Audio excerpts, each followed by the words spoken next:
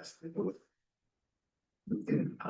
morning, everyone, and welcome to the May 13th regular board meeting of Board of Directors of the Elton Butte Irrigation District. Director Dodd, keep moving the invitation. Holy Father, in all things we give you thanks. I thank you today for glorious weather we're having. I thank you for the opportunity to come together and work on water policy to the benefit of the farmers and the residents of our region. I thank you for health and wisdom. I pray that you would guide us as we work hard to make good decisions. In Jesus' name we pray, amen. Amen. Director Chris, will you please lead the pledge of allegiance? Pledge allegiance to the flag of the United States of America, and to the republic for which it stands, one nation under God, indivisible, with liberty and justice for all. Thank you. Next is introduction of guests. Let's start with Caitlin. It's Caitlin Owens with the State Engineer's Office. Morning, Brian Serrano, the Interstate Key Commission. Bodie Thomas with JSI. David Bass with JSI. Jerry Melendez Reclamation. Michael Harvey with OSC. Mike Riley with OSC. Cervantes. And then online. Online today, we have James Narvise with EBID. We have Dr. Phil King. We have Shannon Reese and Sky DeVore. Thank you, Ms. Crawford. Next, we have public input. With a limit of 3 minutes per participant and no more than 30 minutes will be spent on this item. Anybody have any public input? Online? Very good, then we will move to approval of the agenda. I move to approve the agenda. A motion on the floor by Director Colquitt. Seconded by Director Ludwig to approve the agenda. We actually didn't need a motion for that, but that's fine. All those in favor, please say aye. Aye. Any opposed? That the agenda is approved. The next item on the agenda is approval of board meeting minutes. Are there any corrections? Mr. President, I move approval of the minutes of the regular meeting.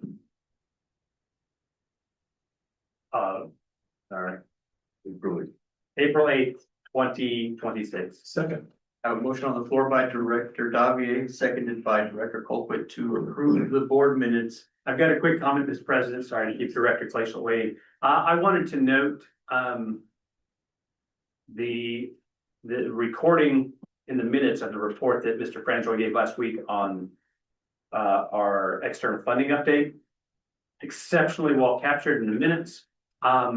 For people that are interested in knowing where are we reaching out for external funds, how are we allocating those? We have it in our minutes for posterity and for review. It's an excellent capture of that report. I want to commend Madam Secretary and also just point out, go there, read it, know what we're doing. Thank you, Mr. President. Thank you. Okay, with that, discussion is closed. All those in favor, please say aye. Aye. Any opposed? In the opinion of the president, the ayes have it, and the meeting minutes are accepted. Next item on the agenda are committee reports. Director Garai, Water Resources. Thank you, Mr. President. So the Water Resource Committee met on April 14th. Members present were Henry Ludwig, Randy Grind, Greg Davier, all board members. Josh Smith, James Narvaez, EBID staff, and Dr. Phil King, our EBID consultant. The meeting convened at 1 p.m. Our discussion was stormwater capture. With another year for allocation, EBID is turning its attention to stormwater capture in 2026. The short release season will provide opportunities for diverting water, diverting stormwater surges from the river, both during the release and after Kawhi shuts down. This is likely that last year we won't have to consider the effect of stormwater capture on El Paso index deliveries. The growing discussion of a drastic El Nino with the potential for a productive monsoon season suggests that there may be more opportunities than what we have seen in recent years. The objectives in stormwater capture are capture excess flow and ensure that it's delivered to EBID farmers, infiltrated to recharge local groundwater, or delayed and returned to the river. Ensure that storm flows are captured and used or infiltrated in EBID, charged to EP1 or Mexico's allocation. Reduce peak flows to improve downstream usability and reduce flood risks.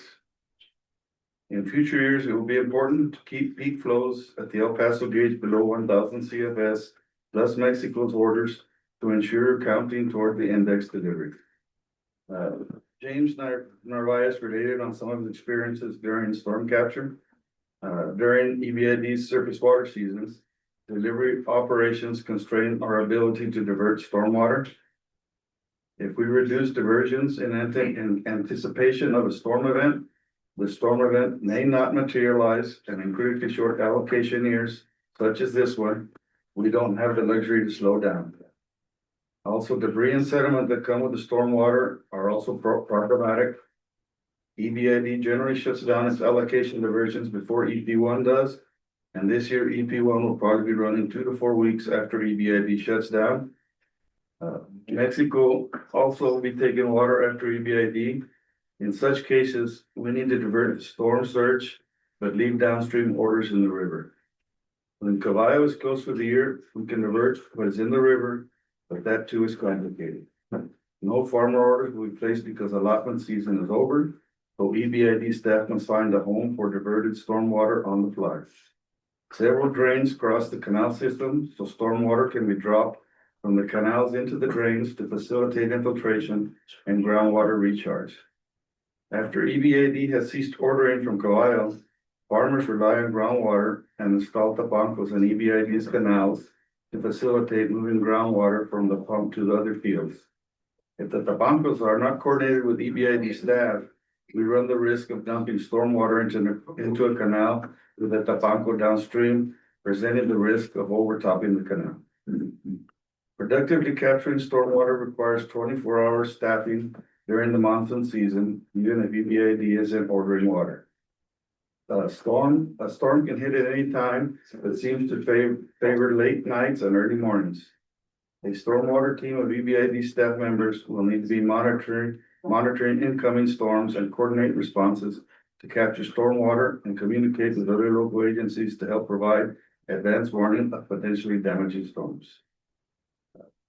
Following up, direction from this board on stormwater capture will be prudent in the short supply year with a drastic El Nino monsoon season in the forecast. The meeting adjourned at 2:05 p.m. Thank you. Thank you, Director Wright. Does the board have any questions for Director Wright? So I have something that I would like for the Water Resources Committee to investigate, and that is how we could deal with the issue of, is it Bebanco or Tabanco? Tapanco. Tapanco. Tampanco. Tabanco. Tapanco. There's no Okay, end. Can anyone spell it? with small earthen, small earthen, dammings of the conveyance system. So I think it was last year, we did have an issue where we were concerned about running stormwater further downstream of the east side than where the 28 crossing is, I believe, because there was a small dam in the east side that farmers were using to lift water, to move water from one farm to another. And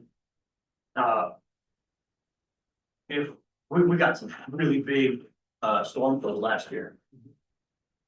And if we want to be able to take those out at quick notice, on short notice, it's gonna require EBID to move a lot of equipment potentially in the middle of the night to get these things out of the drainage system.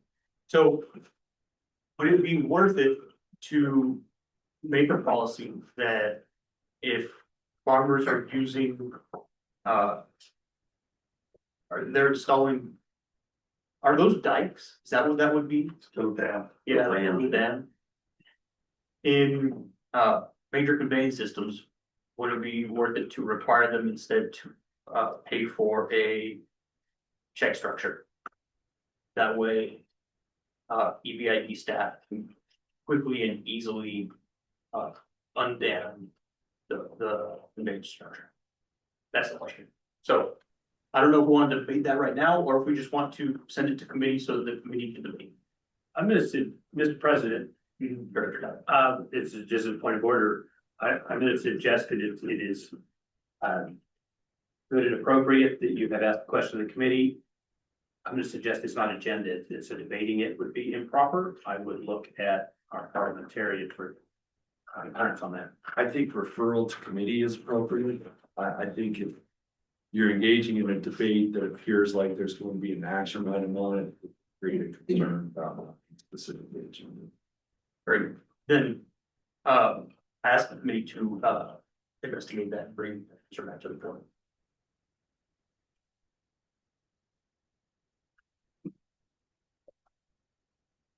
I just did a clarification, Mr. President, for the chairman and myself. If you were asking the board to return a policy recommendation, Yes, thank you. for the committee to return. to the board. Thank you for the committee to present a policy recommendation to the board. Correct. Are there any other questions for Director Garai?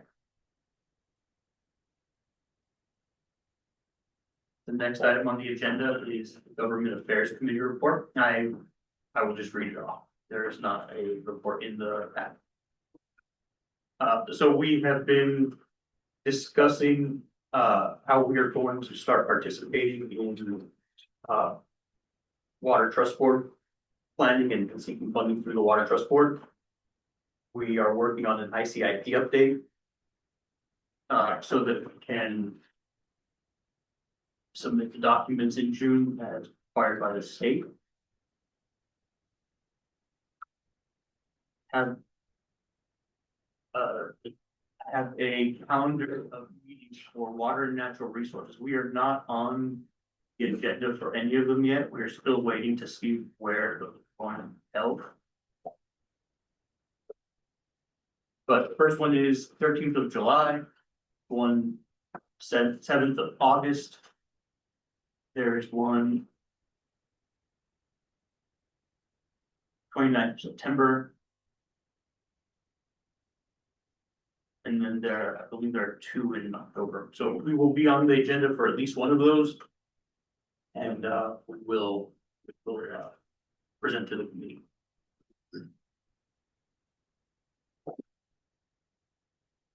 Last month, there was extensive travel by members of the committee. We traveled to the Rio Grande Compact Commission meeting. There is a transcript of that meeting on the internet. I urge everybody to go listen to it if they are interested in the state of compact. The next week, we went to New Mexico water leaders in Ruidoso. This conference is absolutely excellent for talking with your state legislators about what is important in water in Mexico. It provides a lot of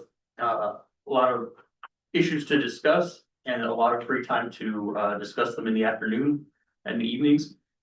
And they bring in excellent speakers from across the state, from other parts of the country. I strongly suggest attending this conference. There are a few that are really New Mexico specific every year. And those I think are the conferences that are the very most beneficial for our board members. This is one, the other is the Rio Grande, is it Rio Grande water users in September that Yes, the coalition. Coalition River and Water. that's right.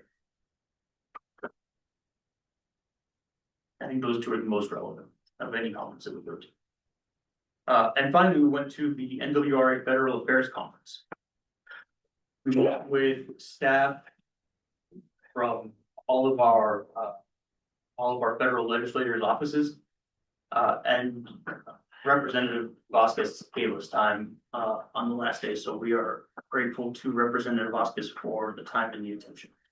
I think all those meetings went well, and we expressed many issues that we're working on, and our delegation seemed very receptive and interested in, getting more information and helping us out. So with that, I'll answer any questions.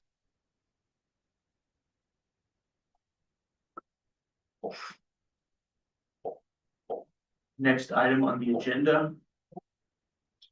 Water resource update, Dr. King. Thank you, Mr. Chairman. Let me get organized here.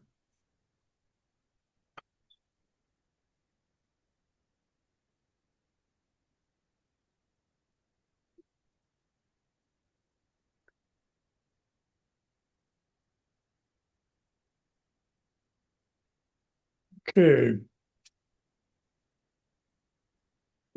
So just a quick question, are those worth more than the sack this year? Right now, they're.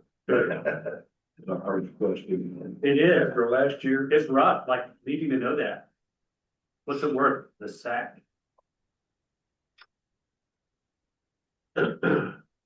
okay, let's dive right into it.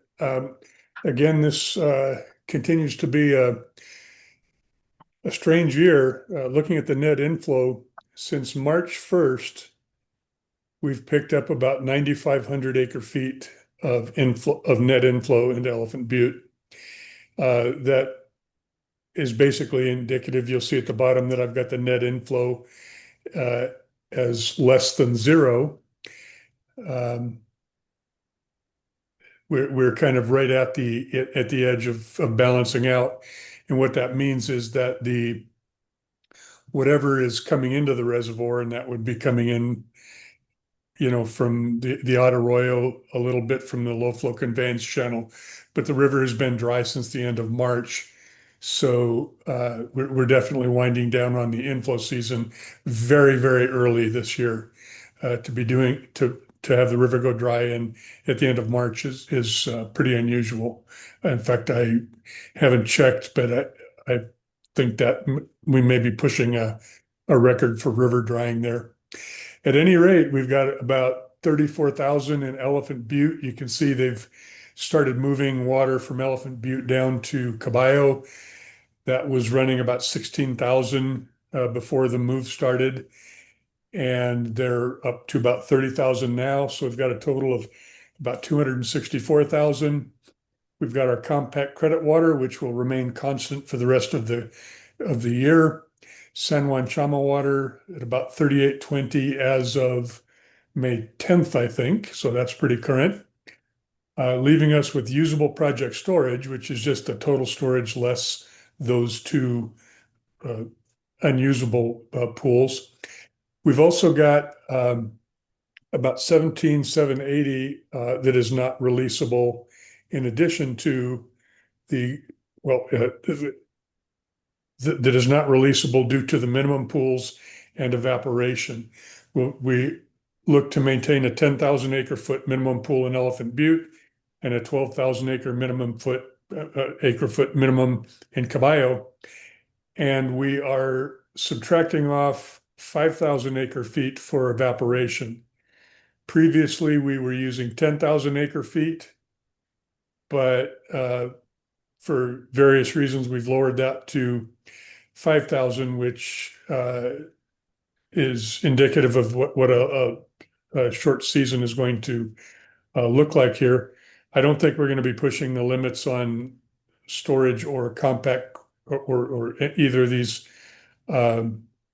reserve pools if the monsoon shapes up anything like it's forecasted to shape up. And so we've got a total seasonal supply to use here of about 237,000 acre feet. Recall that a normal, and I put that in quotes, seasonal supply would be 790. So we're way, way, way short of that still. This is not the worst year we have ever had. 2013, 2013's record is safe. But this is down there in those really, really dismal years in the low 200s that unfortunately we've seen more of than we really want. We did. Duffy has a question. Hi, good morning, Dr. King. I had a question on the change in the evaporation, and I think I understand it. I just want to be sure that I do. The rationale behind reducing the, I don't know what to call it, the evaporation budget is that A, there's very little water in the reservoir, so there's not much to evaporate, and B, we're going to empty it all out pretty rapidly, so there's not much time for it to evaporate. Is that the rationale? Yeah, I think you've summarized it nicely there. There will be evaporation, of course, after everybody shuts down. But historically and we don't like to count on water before it's in the reservoir. But historically we do have some gains throughout the season here. And it'll be in the form of rainfall runoff in the Middle Rio Grande and directly around the reservoir. Thank you, Dr. King. And to be sure I understand the evaporation allowance, if it evaporates after we close the gates, we don't care because we didn't need to put the allowance in the releasable water. It only matters if it evaporates while we're releasing it, and so we would have allocated too much. Is that correct? Well, for several reasons that I don't think it's going to come down that close. For one thing, as you'll see when we get to EBID's allocation, we did a new allocation also. You'll see that we've got more water than we're likely to use this year. I mean, we're in this kind of a tough place where we've got enough for 4 inches, but not enough for 6 inches. Much the same as when we did the initial allotment back in March. So there will be some left behind water in any case. Thank you, Mr. President. I appreciate the indulgence. Mm. Okay, please proceed, Dr. King. Okay, thank you, Mr. Chairman. This is what we did this allocation yesterday, and this was because El Paso #1 had not done an initial allotment. We did ours back in March because we're kind of using this as a dry run for future years where we have index and the various procedures that go along with that. And so we did want to get an allotment as early as possible because we're going to have to be doing that in the future. And we with the snowpack the way it played out this year, we pretty well knew what was coming. So we wanted to get a number out to our farmers as early as possible. This is the allocation that we did yesterday, and you'll notice 237. That's pretty close to what I just showed you. What did I just show you? 237. The difference is a few days, or a couple of days difference between the storage numbers. Mexico's allocation would be about 10.7. Recall that. Oh, and in this we're using a diversion ratio of 0.7. In the previous one, we used a 0.64, and I'll talk about that in just a minute here. We do also still have the drought factor of 0.88 because this is the second year with a release below 400,000 acre feet. So that's our drought, consecutive years drought adjustment factor. Of this year's water, 2026 water, that's basically the total seasonal supply less the water associated with carryover by the two districts. And as you see down here, both districts do have carryover water. We've got about 18,000. EP1 has about 34,000. So we've got about 162,000 acre feet of this year's water. And this is so low that when we allocate water to El Paso number one, we're not doing it on the basis of D2. We're doing it on the basis of a 57-43 split between the two districts. And I think this year that's probably going to hold up till the end of the season. So EP1 had 34.5 of carryover. They get 44.5 of this year's water. That's 43% of the available diversion to the US districts from this year's water. So they have a total of 79,000. Their EBID's carryover was about 18,000. We get 58,000, so we're sitting at 76, almost 77. That is up from last time. I think we picked up about 13,000 acre feet. I'd have to go back and check. And what this is that where I say that we're sitting at 4 inches. As we discussed last time, we have enough for a comfortable 4 inches. We could stretch it to 5, but this is such an extreme year. I would recommend that we hold where we are. We definitely don't have enough to go 6 inches. And so, as we discussed last time, 5 inches, the irrigation that people are going to use is going to take about 4 inches. It leaves that odd 5 inches still hanging out there, and we won't have enough time for people to, to amass those into, through transfers to get a second irrigation in, because by the time they would call for their second irrigation, we're done. So at this point, we do have a new allocation. I've discussed this a bit with James Narvaez, and I would encourage him to chime in. But our recommendation would be to hold it 4 inches. Yeah, I agree, Dr. King. Okay, looking upstream at the river then, what we've got here is Otoe, the Rio Grande at Otoe, which recall is the Rio Grande compact index gauge upstream. The yellow dots you see here are the median for each day, the median of the last 55 years. And just about the time spring runoff is taking off, the river at Otoe is nosediving. And this is a log scale. So it's going from, here about 800 at the beginning of March down to 200 now. So you see the river is fading fast when it should just be taking off with the spring runoff. There is no spring runoff this year. You see the same thing at San Marcial, and notice that the river went dry here basically towards the end of March. It dried up, and one of these days I'll go through and look and see how historically significant that is.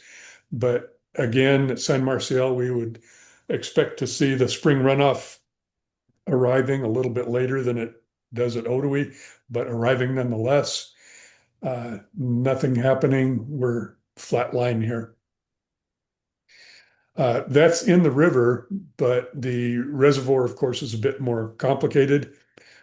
You see the purple line is the net inflow, which is the difference between all sources of inflow and all sources of outflow, including evaporation. That's included in the outflow term here. But the storage, you see it ramped up through the later part of the year, started to fade off in the winter, and then basically now we are flatline declining slightly.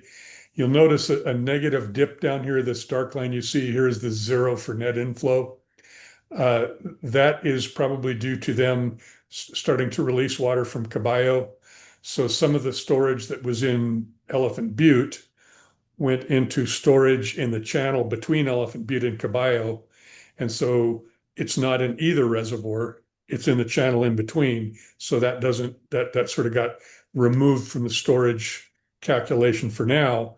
It'll come back when they shut Elephant Butte down and that channel drains out into Caballo. This current dip here, that may well just be due to lack of inflow and continuing evaporation going on. I don't know what's going on there, but it's a very noisy thing.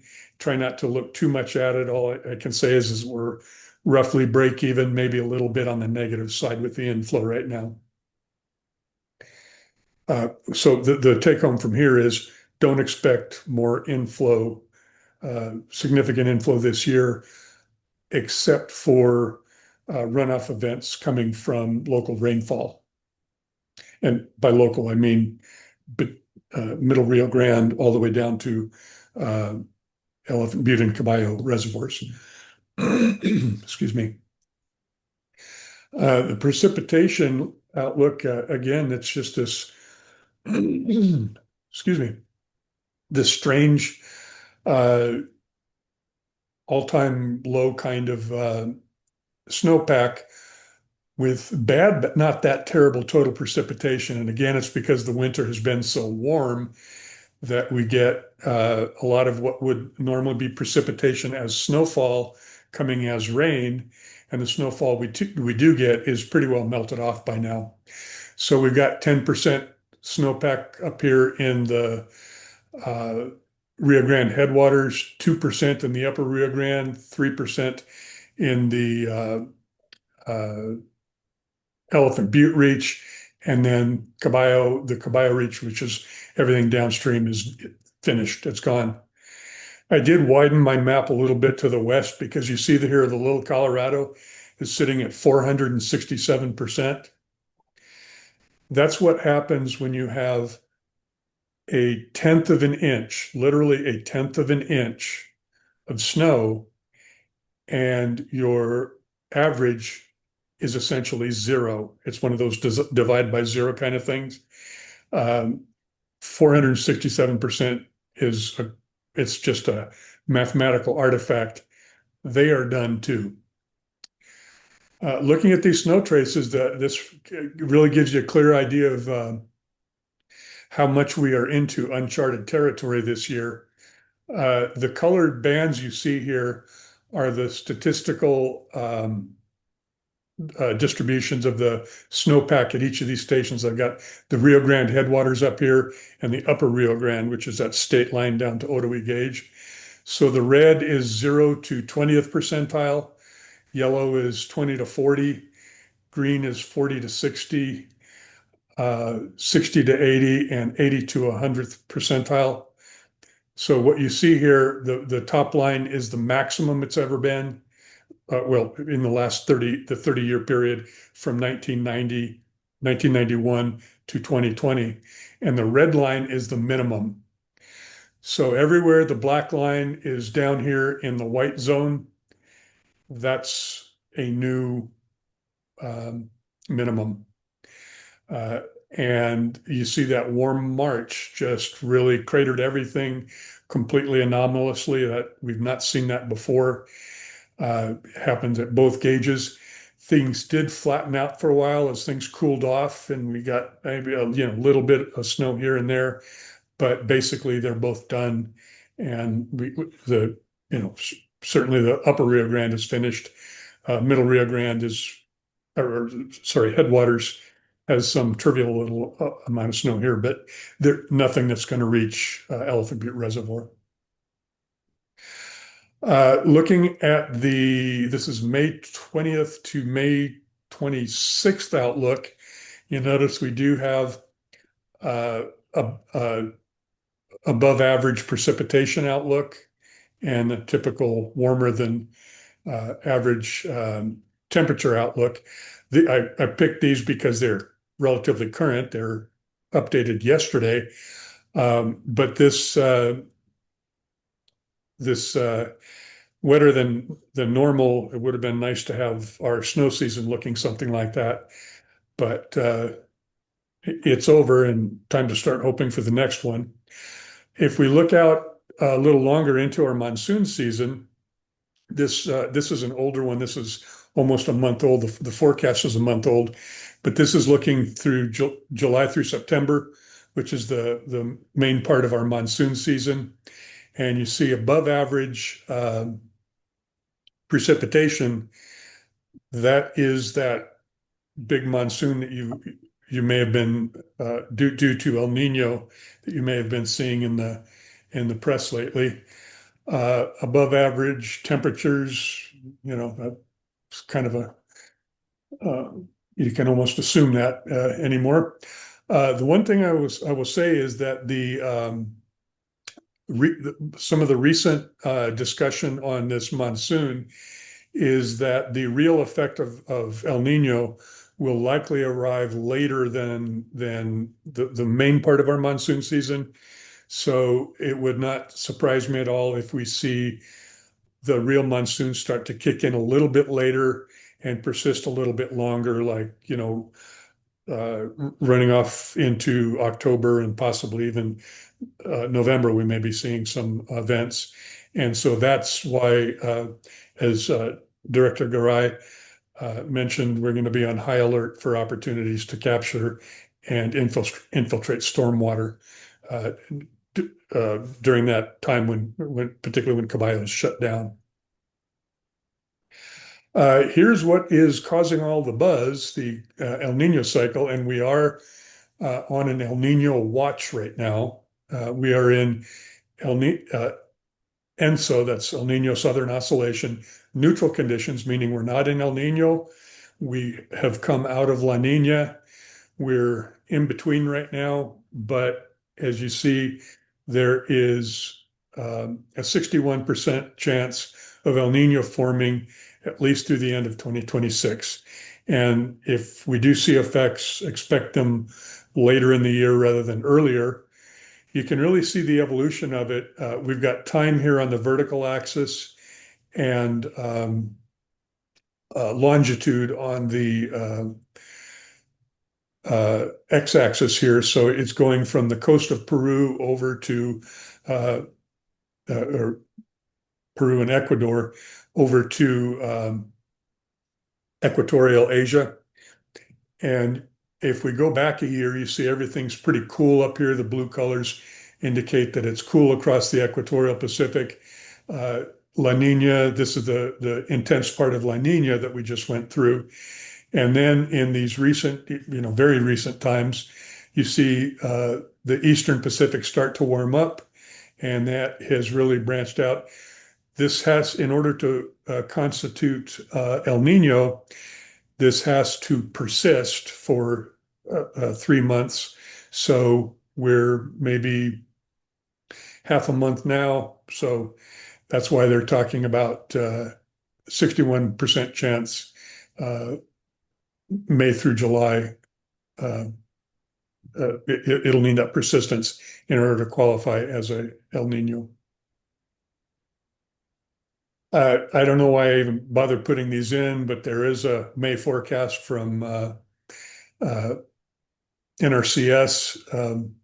What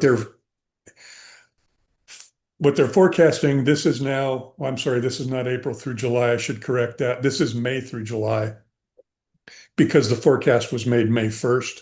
It is May through July. I've got it right down here, May through July runoff in thousands of acre feet. You'll notice that Otoe is looking at something on the order of 15% of the 30-year median. And we are looking at negative 56%, which means nothing. Don't expect anything. If we do get it, it would be the monsoon kicking in July or so that gives us any runoff at all.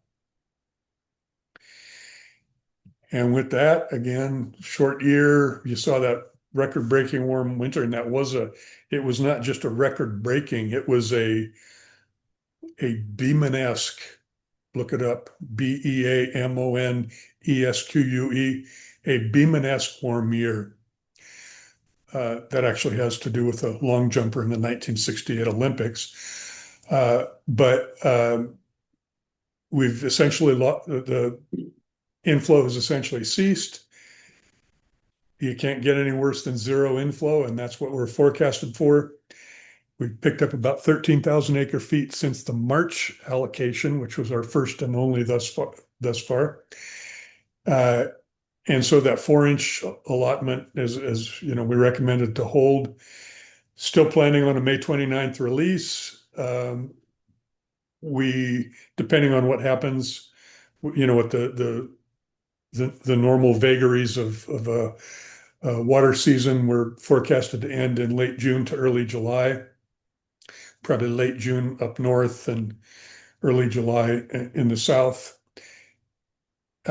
We do have that forecast sitting out there, which does present the opportunity for some stormwater capture. But I think we all remember 2006 and 2008 when, and you know, several years in between when we had catastrophic flooding events. So we will be on high alert this season in terms of storm awareness, both for stormwater capture opportunities and to take defensive action should things get scary. And with that, I would take any questions. Thanks, Dr. King. Thank you very much, Dr. King. Mr. Narvaez, do you have anything to add?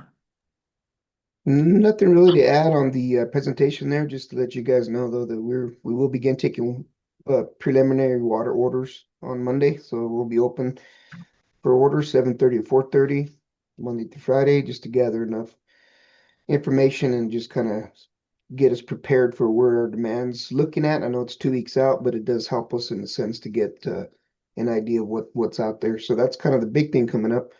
But we're gearing up the canals for the irrigation season, so that's what we're doing this month, and we'll be ready. Mr. Chairman, if I may, one message I know that we all want to get out is that farmers should get their orders in as early as possible.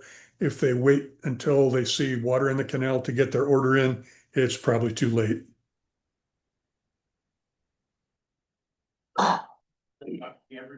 Everybody, please make sure that you tell everybody that you know, tell everybody that they know to get orders in as early as possible.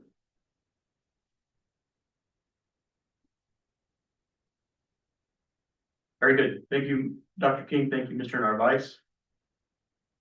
The next item on the agenda is the financial report, Mr. Franzen.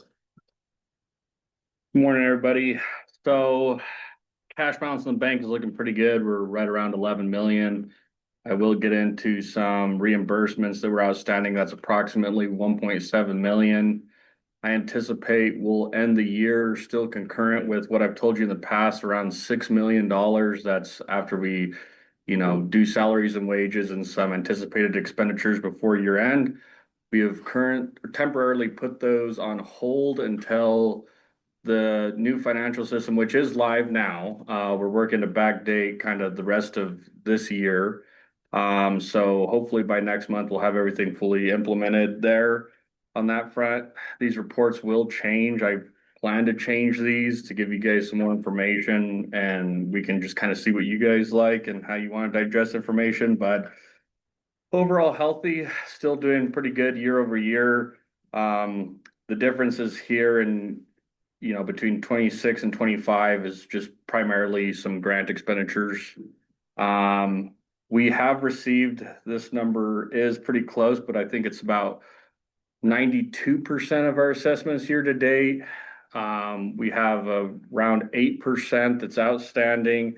That equates to approximately $700,000.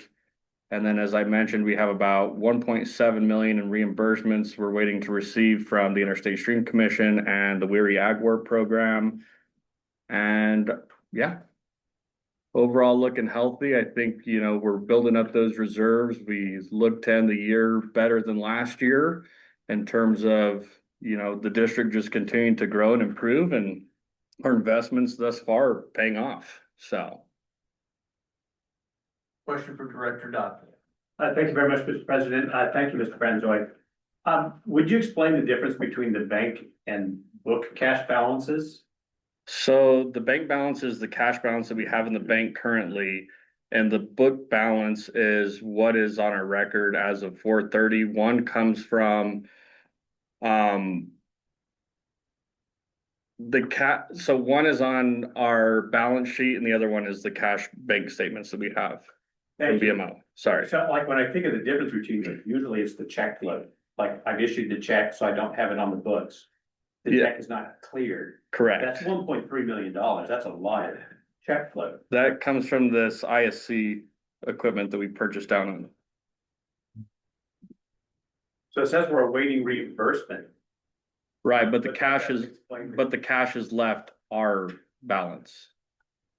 We have spent the cash down, but we have yet to receive it back as reimbursement. So the cash left our books, but we haven't yet received reimbursement for that yet. Thank you. That doesn't explain this though, because that says the cash is still in the bank. So where is this cash? That's not on our books, but is in the bank. And again, is that just check? Because it's a large number. Yeah, so let me get you a specific answer on that and I will Thank you. look into that for you.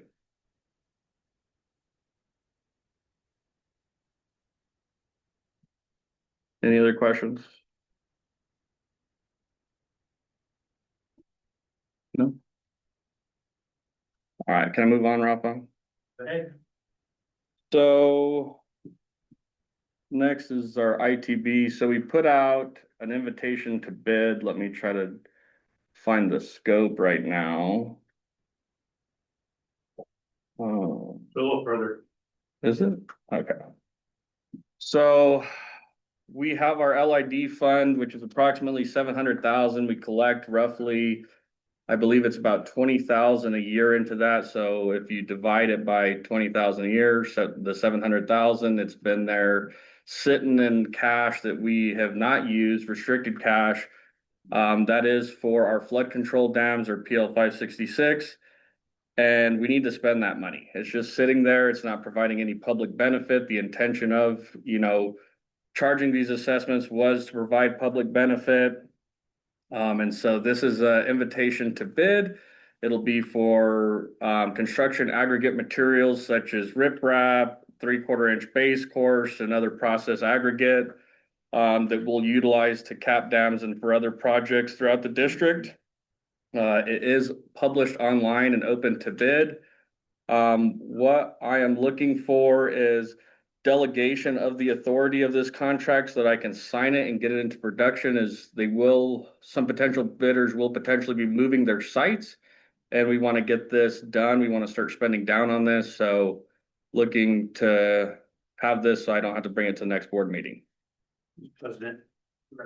Mr. Lutz, what's the, what technically do we need to do to delegate I guess it's signatory and approval authority to the manager? That's my feeling is essentially it would be the board delegating the authority to execute the agreement. Essentially the board president and board secretary delegating the agreement to the manager to sign. Mr. President, I move that we delegate the authority to accept and sign the contractual agreements for this invitation to bid for aggregate materials. I have a motion on the floor by Director Dogby to delegate signatory authority to the manager for this contract for aggregate materials. Seconded by Director Polk. Any discussion? That discussion is closed. All those in favor, please say aye. Aye. In the opinion of the president, the ayes have it and the motion carries. Signatory authority for this contract has been. Please proceed, Mr. President. So this next one is a resolution that we want to make. So historically, the board president and the board treasurer were signing kind of checks and accounts payable checks. What we're looking to do is improve efficiency in this process and pass that authority to the manager, treasurer, Josh, myself, and our finance director, Leah. And so this will help us purchasing and paying down a lot of accounts payable that we have throughout the district, and we won't have to, with our new system, there would be the need for the treasurer and the board president to constantly log in, have a license in the system and approve all of our accounts payable. And so we can still give a report, but just to get delegate authority so that we can execute on those transactions, that'd be super beneficial. Thanks for that, Mr. Franklin. Is that Director Colquitt. do we make a motion for that? Yes. I'd like to make a motion to grant the authority to the treasurer and manager and the board president. Is that a motion to approve resolution 2026-04? Yes. I second that motion. I have a motion on the floor by Director Colquitt to approve resolution 2026-04, seconded by Director Davier. Any discussion? So it makes it clear in the resolution that the board still will be reviewing financials and it's still responsible for fiduciary oversight, thank you, Director Davier. And we'll provide all that information with our new system to you guys and have it. It's just so we can execute and pay things faster. Any further discussion? Nope. That discussion is closed. All those in favor, please say aye. Aye. Any opposed, please say no. In the opinion of the president, the ayes have it and the motion carries. Resolution 2026-04 is passed. The next item on the agenda is the manager's update. Mr. Franzo. So 2 weeks ago, we went to the Rio Doso, New Mexico legislators. What was the Water leaders. water leaders conference? We discussed a lot of things there, such as, models for the district that will build decision-making models. We discussed water trust board funding with some of our legislators. We did tours of the Bureau's desalination research facility and other projects in Lincoln County. I feel like it was a very informative group. I think a lot has come out of that. I think us continuing to work together with other people who are doing things across the state and information sharing is just going to be a crucial piece to moving forward to saving water. A lot of them will be coming down for tours. I believe we're slated to set up some tours with our New Mexico legislation in September. They will be down in the area. The following week, we went to Washington, DC. We met with in the Department of Interior with our local area office for the Bureau. We also met with the Water and Natural Resources Majority and Minority, Senator Heinrich staff, and Representative Gabe Vasquez. The things we discussed there was IBWC's river maintenance responsibility, streamlining compliance throughout the state for federal compliance mostly, but also state compliance, and then grant funding and drought conditions. And then just pretty much the update that I gave last week. Rafael pointed out that we do have that available, and to encourage you guys to look at the funding and where money's going to be spent. I'm sorry, that was Director Davier. But yeah, just encourage you guys to do that. And we're moving along with projects. Our financial model, our ERP is live now. We got that underway. Also, just to reiterate that the Weary Ag Warp program, we are taking applications in and partnerships for that. Again, that is 9 million of total award, 300K maximum award per project. So I encourage you guys to touch base with me as applications are due at the end of next month. Yeah, and just business as usual, get maintenance done, get ready for water season. Same thing, different year. Mr. Franz, questions for Mr. Frank? Next item on the agenda is calendar events. Brent. So Water Records is going to start taking orders May 18th. So please put your orders in early. This helps us manage our system in the most efficient way possible. If you get your orders in early, that means we're saving water. That means we're getting you guys your water sooner. It's gonna be approximately 2 irrigations. So please, I encourage you guys to put your orders in early. It makes things a lot easier, especially in a short irrigation season like we're gonna have this year. Again, the Weary Ag Warp program is doing some webinars May 20th.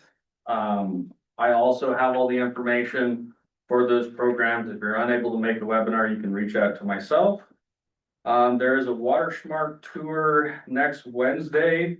I believe I'm the only one who's planning to attend that. I don't know if anybody else from the board wants to attend that. We'll be up in Albuquerque doing some tours of some Water Smart programs. So not sure, but there is a request for at least one staff, or I guess we'll request up to 2 staff for actual expenses to those tours. Mr. President, can I have Mr. Francois restate the request? So New Mexico Water Smart Tour next week, Wednesday. Requesting up to 2 staff to go, probably only one will go, and then any board member who wants to attend. If there is it, I don't think it's needed, but Where is it? Albuquerque. Albuquerque.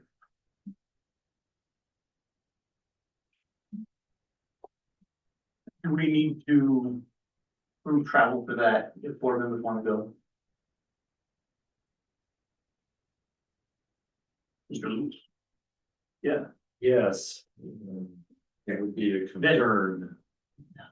I would like to approve travel. Well, do any board members want to go?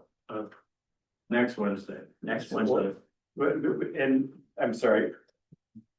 Mr. President, Mr. Francois, would you restate what is it that's happening now currently? So it's a tour of Water Smart projects. Who's giving the tour? 1 second. Let me pull it up.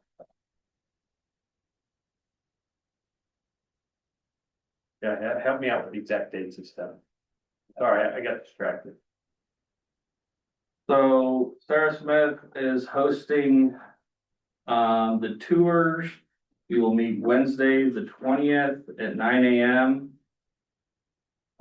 South Central in Albuquerque, and I have the final agenda. I believe legislators are going to be there as well. So we'll meet up at that central location. We'll travel to MRGCD. We'll do some project sharing, snapshots of projects with the Bureau, the Santa Fe Water Association, the Pueblo, Acoma, New Mexico Acequia Association, and EBID. MRGCD will present projects. There'll be lunch provided, and they will tour the wastewater reclamation plant and additional project discussion in the field. It's 1 day up and back, is that right? Yes. That was, It ends at 4 p.m. that day, so you be up there at 9 to 4. that was Wednesday? Correct. Mr. President, I would turn to you as the Government Affairs Committee Chair and ask if we should have a delegation there. Who is putting this on? Is it reclamation? That was a good question. I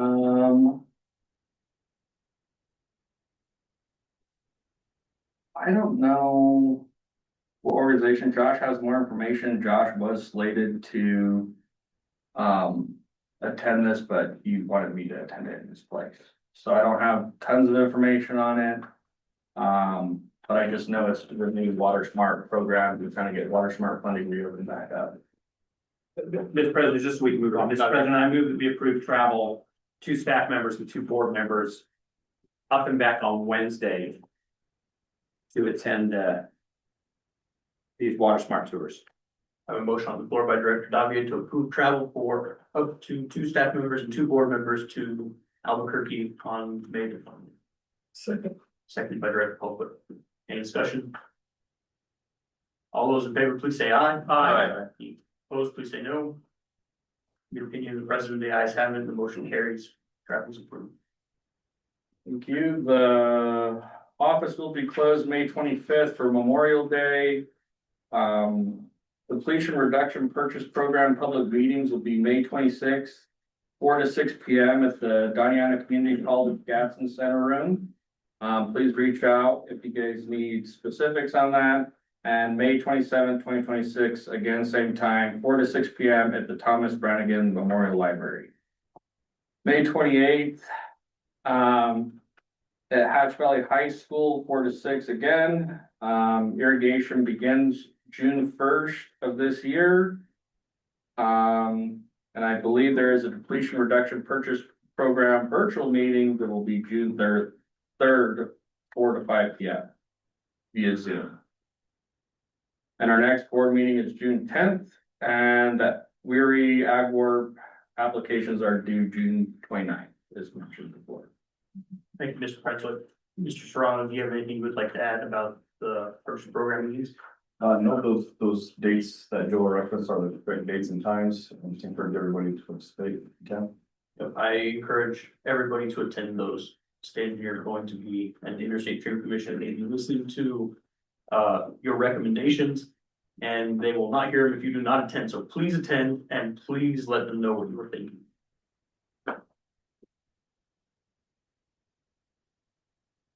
Okay, thank you, Mr. Francois.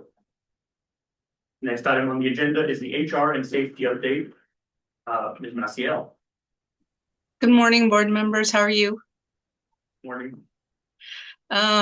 Everything is in your book or on your information. However, our current employee count right now is actually 81. We have another employee who has resigned, so we will have a couple more openings coming up for positions. We have hired 2 for down south, a ditch rider and an equipment operator.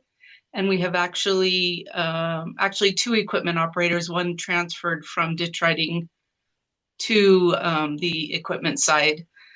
He will be maintaining ditch riding this year because it is a short year.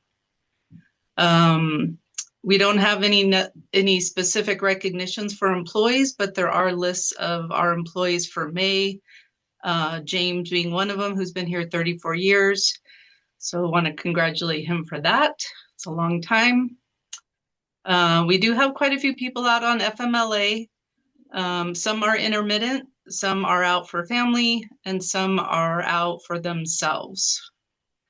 And other than that, want to wish Greg a happy birthday from May 4th. Thank you. You were born on Star Wars Day? I was born on Star Wars Day. Any questions? Any questions for Ms. Maciel? Thank you, Ms. Maciel. I would also like to echo congratulations to Mr. Narvaez, 34 years. That's an entire generation of dedication to our district and the members of our district. So thank you very much for that. Appreciate that. Thank you. And of course, to everybody else who's gained years this month. Okay, next item on the agenda is the engineering and maintenance update. Mr. Rubio. Morning, everybody. Here within the last month since our last board meeting, we've had various drone flights completed. Post work at the Lucero, pre-work at the Tortugas and the Rhodey Dam. We also started preliminary field work at both sites. Various drains have been flown, again, pre and post work. The dam and the drain crews are moving fast, so we have to keep up with them, and we try to document every step of the way before we start working and after for reporting. From there, we're flying the Rincon lateral next, and we're preparing for those projects, phase 1, 2, and 3. For the Rincon lateral, we're revisiting project budgets, preparing for ordering material, just gearing up here so we can hit the ground running as soon as we finish with the water season. Coordinating project closeouts on the College Avenue with NMDOT behind Houston, and also finishing up the California lateral. We have RT Electric out there, the final panels. some poles there for the project, so once they install those, we'll connect everything, test it, and make sure everything's working great. Besides that, maintenance jobs, requests, designs, getting everything geared up and ready to go for water. In the office, we have trainings on construction software. Bluebeam is the name of the software. We have a webinar that we're gonna attend here after the board meeting. That should be pretty productive for us. I attended the New Mexico Dam Owners Coalition last week in Albuquerque, made a bunch of great relationships, built some good rapport within our CS, got a lot of valuable information that we could use, so it was great. And we have Scott helping Joel with the Weary Ag Work projects. He's doing a lot of the admin work, paperwork, getting these projects submitted for the farms. Questions? Wait, Mr. Rubio. Doug. Thank you, Mr. President. Thank you very much, Mr. Rubio. I got two questions. The first is the new LiDAR system we have on the drone. Yes, sir. Can you tell us the specific advantages of having that, how you're utilizing that data to benefit our members? So for the preliminary flights at these dams, we fly the LiDAR drone. What that does is it shoots a laser down at the ground surface, reflects back to the drone itself. That creates what's called a point cloud, which gives the surface contours. We then process that information and we can get a rough estimate of the square yardage that we're gonna pull sediment from these dams. So then we fly it back again when the guys are completely finished. And then we find that delta and we see exactly what we're gonna need. I would suspect that is far less expensive than surveying all of that. The equipment was expensive. No, but I'm assuming it's less expensive than surveying all of this with survey crews. Correct. Thank you. My second question has to do with the California Extension Project. I had stated before, Mr. President, members of the board, I'm a strong advocate of these projects that are lifting water into the tails of our delivery systems.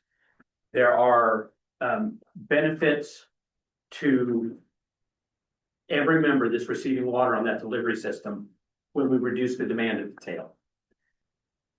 Or, excuse me, when we increase the supply at the tail. To help us in planning for those in the future, how long did it take from the selection of this as a project? Essentially, we've selected this project, we have funding aligned to the completion, which we expect to be June 1st. But approximately how much time was that? So construction itself was roughly 3 years. So Do you remember when the selection was? the selection, I'll defer to Zach. Probably 3 years before that. So total 6, what about planning? Probably another year. Yeah. So 7 in total. Thank you very much. I simply mentioned that and how important it is for us to lean forward on these projects. Because it takes time to get from an idea to the project that's actually providing benefit to, principally the members of our district, then also our region as a whole, as improving the efficient use of water is important to everyone that lives in our region. Thank you, Mr. Rubio. Thank you, Mr. President. Sir. One quick comment, Mr. Davier, the response to your question is the timing difference with ISC reimbursement, as I stated earlier. But so the bank, I don't need to bog down. Thank you very much. You can discuss it later. Okay, questions for Mr. Rubio? Okay, moving on. Next item on the agenda is the consent agenda. We need to pull the permit for community sharing level. Is that correct, Mr. Rubio? yes. And I'll have an update to Mr. Campbell as well. I talked to him yesterday and so. Yes, we're going to. So are there, Mr. President, I didn't quite understand that. Are we pulling that and acting on it separately? Yes, Yes. that's correct. Oh. Are there any other permits that anybody would like to have pulled from the consent agenda? Okay, for that, I will, accept the motion to approve the consent agenda with, excluding the permit for Boone Cherry River. Motion so made. A motion on the floor by Director Sloan to approve the consent agenda with the exception of the permit for King Sherry Low. Second by Director Christie. Especially Mr. Dobbins. Mr. President, Mr. Gamboa, I just want to confirm that all of the fiber optics, permits are for crossings, not parallels. Is that correct? That's correct. Thank you very much. No other questions, Mr. President. Mr. Dobbins. Any further discussion? If that discussion is closed, all those in favor, please say aye. Aye. Any opposed, please say no. It's the opinion of the president that the ayes have it, and the motion carries the consent agenda with the exception of the permit for G and Cherry Love is. Okay. Permit for Gene and Sherry Love. Mr. Lutz. Mr. Gondola is located by Mrs. Blythe update. So I've talked to Dr. Love and his wife over the last couple of days. As the board may remember, this came before the board a couple months ago, I believe. We referred it to the land use committee to revise and update our encroachment agreement form, which was passed by the board. Mr. Gondola then spoke to the property owners further, presented them the updated form of encroachment agreement. This relates to the property that we kind of refer to as University Avenue going down from Maine to Highway 28. They have their home just right there on the line, and the question arose as to the original request by them, or belief was they were trying to approach us as to potentially buying the encroaching property.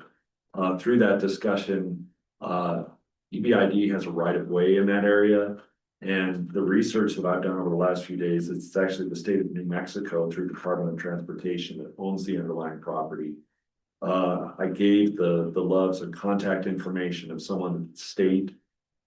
They would like to essentially request some time to work with or potentially contact the state so that they can get possibly an overall agreement related to their property with all potential stakeholders, and are not prepared to sign the encroachment agreement at this time based on that. I understand their reasoning, and the discussions I've had with them have been very cooperative and cordial on the subject. I've learned a lot about this area. Talked to Mr. Gondola and his group about what we want to do as an organization, because there are a number of properties that present this concern in that specific area. So that's kind of where we're at, and based on the property owners at this time not being able to follow through, I don't believe board action would be useful, and would ask that this item be tabled to be reviewed at a later time. But that's up to the board. Thank you, Mr. Lutz. Mr. Dodd. Mr. President, Mr. Lutz, so my desire with this specific permit is to find a solution that would be applicable to all places we have encroachment.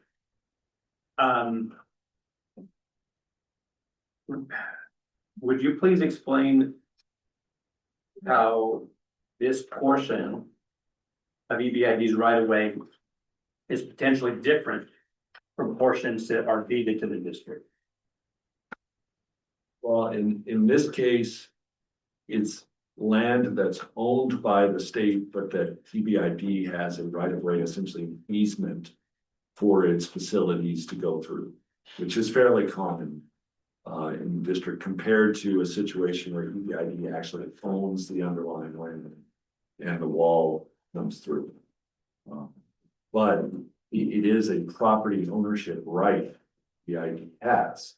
So if there's an encroachment, it's potentially a violation against the underlying landowner of the state of New Mexico, but also the easement holder, Elephant Butte Irrigation District, who has the rights to have its facilities go through that area. Did that answer your question? It does, very, very much.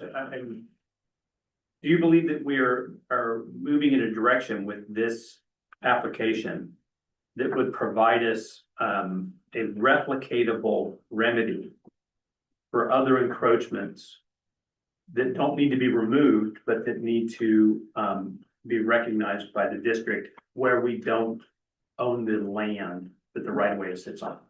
I believe so, through the form of encroachment agreement. You know, of course, when you have an encroachment agreement, it requires both sides to basically agree to it. In this case, it's an item that we could bring to about, to say it's about half a dozen properties that we've seen in this area of University Avenue that have this. We can approach all of them to find a collective solution. Of course, this particular agreement and license option that we're providing them is something that they would have to voluntarily agree to on their.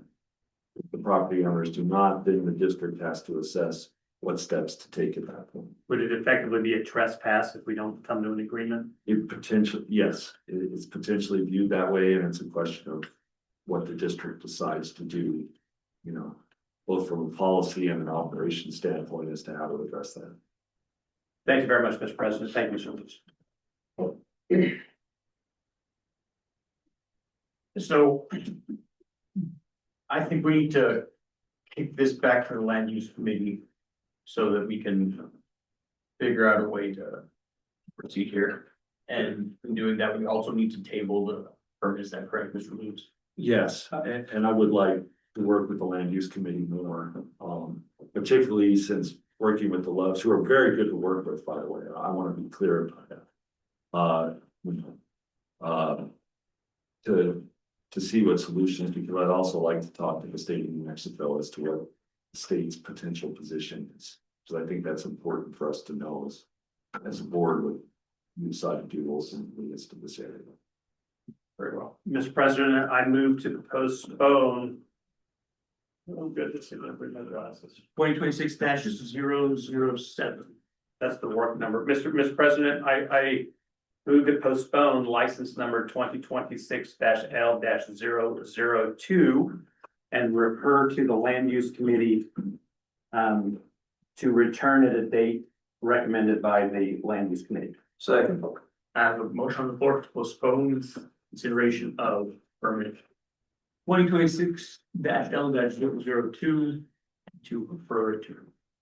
Seconded by Director Glacial. Yeah. Any discussion? All those in favor, please say aye. Aye. All those opposed, please say no. The opinion of the president, the ayes have it. Motion carries. The issue is postponed and referred to committee.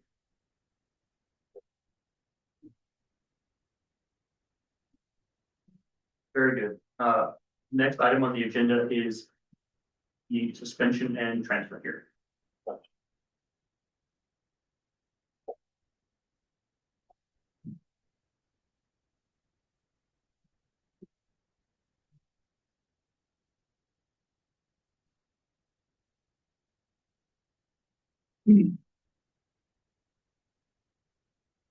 I call I call to order the board of directors meeting to hear suspension and transfer applications. The board is convened to act upon applications by landowners in the district to transfer water rights pertinent to lands within the district which are not suitable for irrigation, but capable of being properly irrigated to other lands within the zone. These applications are filed under section 73-13-4 of the New Mexico statutes. This board will decide if, in their judgment, the other lands within the district may be profitably and advantageously irrigated. The applicants are identified as listed on Exhibit A. The applicants were required to publish notice in any newspaper published within Diana County of EBID taking action to consider a resolution allowing the transfer. Publication should have listed the time and place of this meeting, listed the action to be taken by this board, listed a description of the move to and move from land, and listed the reason for the requested transfer. Good morning. Good morning. Does staff have a copy of the notice of publication? In this particular case, it's an in-parcel water transfer, therefore they don't need to publish. It's an in-parcel water transfer.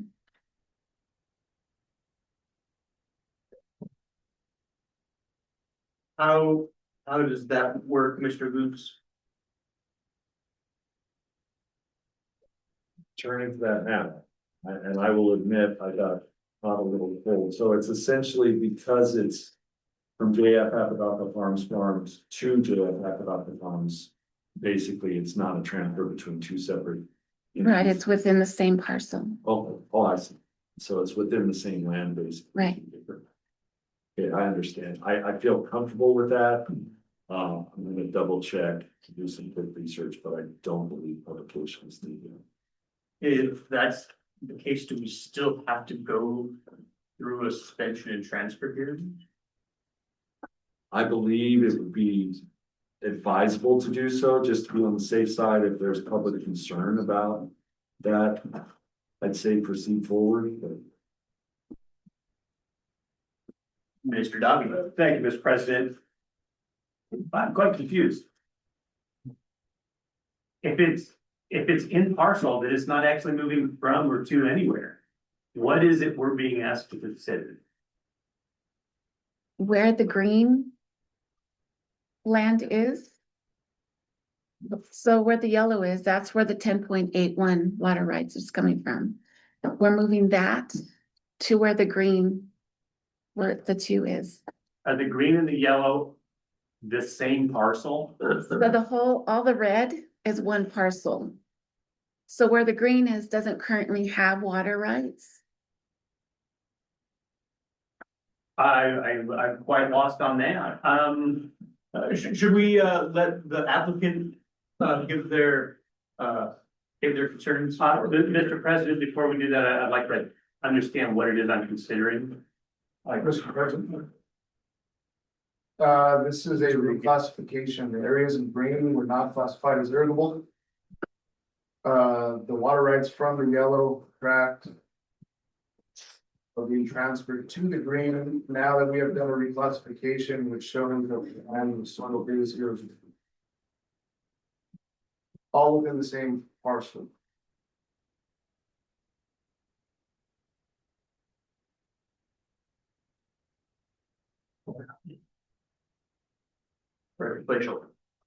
what becomes of the land in the yellow?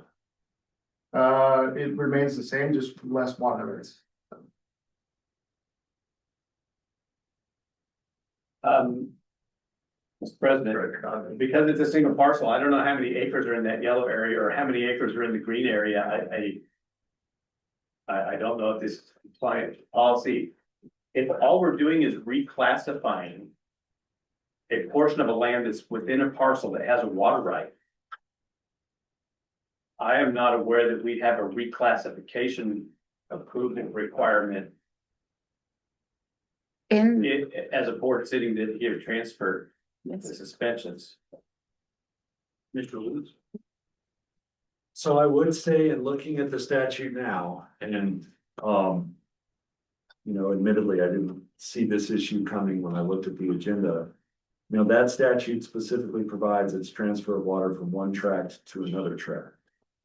And the statutory provision we're following generally applies, just citing the statutory language, to transfer any water, to any other lands held by or within such district. And I think that the concern that came up is it appears it's a different part of the land, but it's within the same parcel.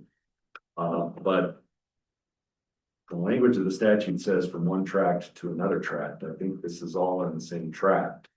So it would likely be outside of the scope of the statute to hold a formal suspension and transfer hearing on this request. And Mr. President, I would note, if there's no notification requirement, then this body sitting in a quasi judicial form, like there's nothing for us to do. We've not notified the public of what's going on. It feels like there's nothing here for us to do. So. I'm gonna allow the applicant to speak. Mr. Cervantes. So just to make this real simple, guys, the stuff in the green right now has underground rights only. That is underground rights that happened back, when my grandfather leveled the land 75 years ago. What is in the yellow has EBID rights and are combined rights on both of them. The way the fields lay out, as you can see, the underground rights only cross across basically a field. So if you had a row right here, that could be underground rights only, and you could have a row right here and it would be combined rights. What we're trying to do is to basically flip underground rights only to, and EBID and combined rights, EBID rights, to make it more practical within the farm structure and the layout right now. So I don't know if I confused everybody anymore. It's actually, it's almost exactly the same amount of land. And so, what is green right now, which is only underground rights, would move to the yellow portion, which is, it would become underground rights only in the yellow portion. And the yellow portion, which is combined rights, would go to the green portion. And EBID's water rights and everything else would equal. It would all be within the same parcel, but it would just be more practical in the way the farm sits, in the way that it is. If it makes any more sense, the portion in the green is actually a lower elevation than the portion in the yellow. And it actually makes more sense for EBID to have that is part of the district as opposed to the way that it sits right now. And the reason this hadn't happened in the past is I didn't know. Thank you, Mr. Cervantes. Mr. Dodd. Thank you, Mr. President. Mr. Cervantes, thank you very much for that clarification. I am curious where the requirement, clearly this is a big farm. I'm curious where the requirement to do this, that you're feeling compelled to come to us and ask for this, is coming from. There's really there's nothing that says that we have to do this. There's no directive that it is. We're doing this to simplify, basically, to make it more accurate with the way that it's being farmed right now. Technically, that portion, that blue line, that represents the ditch. The one that runs right in the middle, kind of, the middle portion. That can technically provide surface water from EBID facilities. And at some point, we might actually do that. It would actually continue on to the east side canal. That would go directly to the east side canal. The portion in the yellow, really, we can't irrigate that. Right now, it's combined rights, the portion in the yellow. Right now, there's really no water. There's no way to just apply water to that location. Mr. Lutz. Yeah, direct question, Mr. Cervantes. Has the state engineer given you any indication that they need something from this board? Or do you have? Our intentions were to come to you to get approval that we could flip the rights from one to the other and then go to the state. The state engineer, the underground rights only and the combined rights would offset each other. We're just moving from one parcel to another. Director Glacial. My opinion, I'm not making a motion yet, but if it would help them, do it. If they- I agree, Director Glacial. I'm just concerned about the procedure. So, Mr. Lutz, is there anything procedurally that we have to do differently? Well, my feeling is, and the reason I asked the question is typically what we do is when we have a suspension and transfer hearing and it's successful, we then certify that with the state engineer so that the state engineer can update its records. You know, the question I might have is perhaps the applicant could talk to the state engineer as to whether the state engineer is going to need that as a formal requirement for any one way. In terms of this kind of basically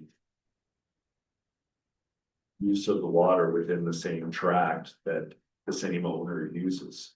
If the state engineer state engineer comes to us.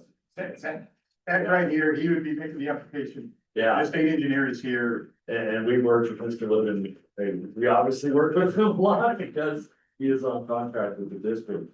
You know, I think absent that, the state engineer coming and saying, hey, we need to have this certification under the statute.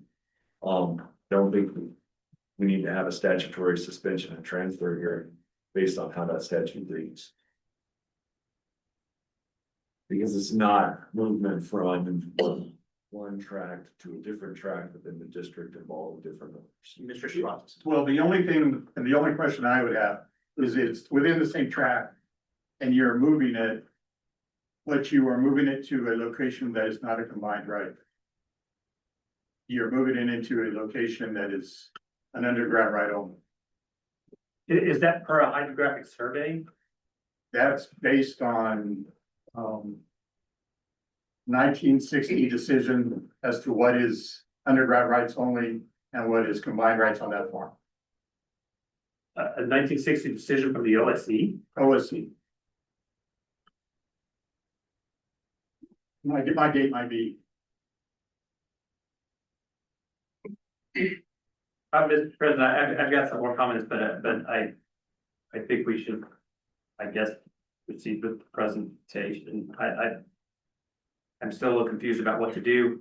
So, Mr. Lutz, you suggested that the applicant seek further information from the state engineer to see if this is necessary according to them. Did I understand that correctly? I think so, whether the state engineer would require the statutory procedure. Or whether the state engineer can handle that kind of request just internally and bless it. Well, the only thing I would say, not to be argumentative here, but you are taking combined rights and moving them to a location that do not have combined rights. So that portion to me sounds like it's partly EBID's responsibility in this case. I'll comment on that further. And then the state engineer obviously has their portion as well. You are moving combined rights to a location that do not have combined rights at the current time. Mr. President, Dale Sanders has raised his hand. Mr. Sanders. Yeah, I think a couple of questions I might ask you, Mr. Chairman, would be, is a right adjudicated? Is there a permit? And take a look at those two if there's any permit. The permit should be evaluated for any specific location. And if the permits have a specific location, then to change a permit, you would have to go to, or the adjudication, you'd have to go to the state engineer first, I think, and get their opinion about what can be done under the permit or the adjudication. Because I think the rights are all permitted, adjudicated at specific locations for specific amounts of water at specific locations. And it'll be in the hydrographic survey, and they'll have it documented. So it's probably best to clarify exactly what the rights are to the state engineer and have the state engineer explain to them what they would require to make this, if anything, maybe he has to do nothing. I don't know. Before you take an action, and then you perhaps the action wasn't unwarranted or necessary or erroneous, maybe. And you might want to wait until such time as the state engineer has weighed in on any aspect that it may have jurisdiction over before you take your action. That's just a suggestion to make it to just kind of, that'd be a better order, I think, for the applicant. Because if it's adjudicated, there are certain issues there, and I don't know how they're actually handling them these days. If that's helpful.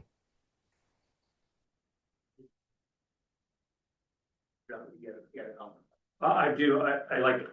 I don't know where it comes in our normal hearing procedure for just to open up to general comments from the board. I'll make from them. Okay. We will now proceed with presentation by staff. After that, the board members can ask questions of the staff. Thank you. Well, we've got 2026 WT 004 parcel transfer. JF Apodaca Farms Company would like to transfer 10.81 water-rated acres from the southwest, where the yellow is, to the northwest portion where the green is of their parcel. The water rights are staying the same. They're not going up or down, they're just staying the same within the same parcel. And staff does recommend approval. Thank you, Ms. Carlson. Probably good place to say, Mr. President, Mr. Dodd. So the first thing I want to state, Mr. President, I have no objection to what's attempting to be done here. It is logical. It fits the review criteria set out statute for this board, like those are irrigable lands. It's moving from lands that are less profitably irrigable to lands that are more profitably irrigable. All of that fits. And from that standpoint, I support this transfer. I want to recognize Mr. Cervantes for coming. I appreciate the time you spent at our meeting this morning and help us to understand this. And I do want to find resolution for this. On from Mr. Cervantes' testimony that we're moving combined rights. This board doesn't move combined rights. This board moves surface water only. And what happens with the associated groundwater rights, whether they be supplemental or primary, is out of our authority to act on.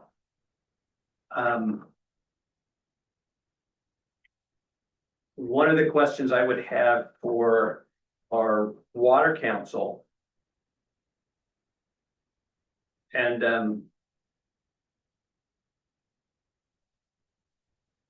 if Mr. Cervantes would assist me, do you know the total acreage of the parcel? Which parcel? Is this a single parcel that's in red? Well, the total farm part? Yeah. Okay, so we can talk in sub-file terms if you want to do it that way. The reason I use the county. that's what I'm getting to. So the combined rights, what I'm gonna say, that the combined rights are 100.21. So there's 100.21 acres of EBID rights with supplemental rights from underground, if you want to go that direction.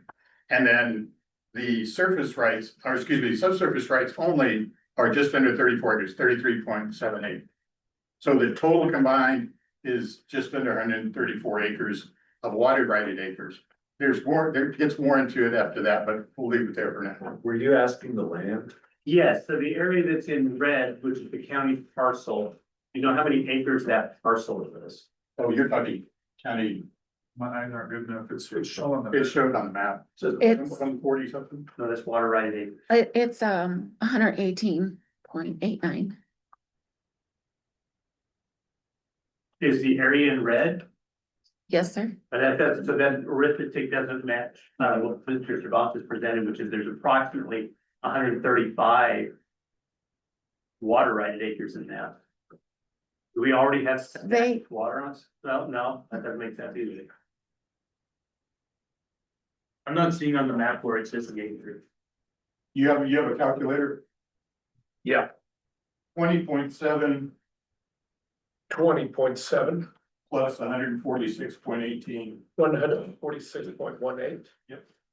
Total 166.88.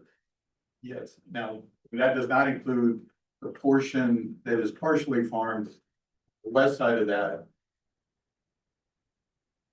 It's just, that's just a portion in the red. Thank you.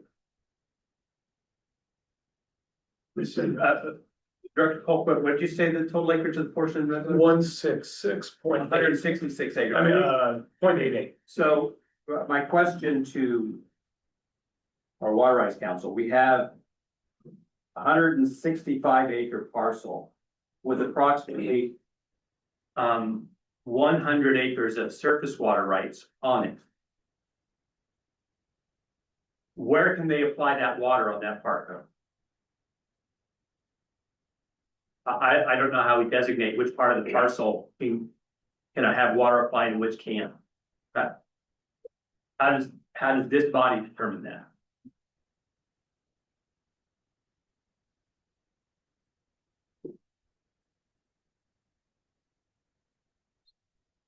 So DL, that question's for you. I'm sorry, I had something wrong with my dog. I missed that last question about the red. No worries, thank you. Mr. Sanders, we have a parcel that is 165 acres in size, which has 100 acres of surface water rights pertinent to it. How does this body or this district determine which 100 acres can receive that water and which 65 acres cannot? Or is it up to the landowner to determine where that water is applied on that parcel? If we're talking surface water rights, I don't have a good answer for you for what EBID does as far as limiting the acreage. I thought they have to identify the 100 acres that they are irrigating. If it's a matter of combined right where the state I understand the combined right is for the blue portion only, or is it for the entirety of the red area?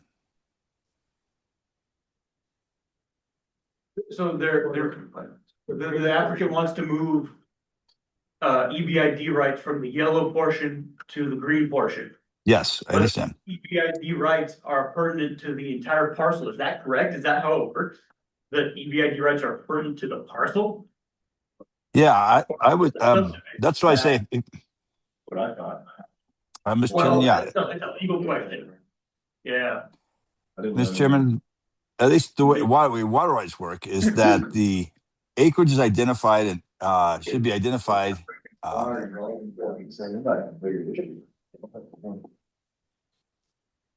Mr. Sanders.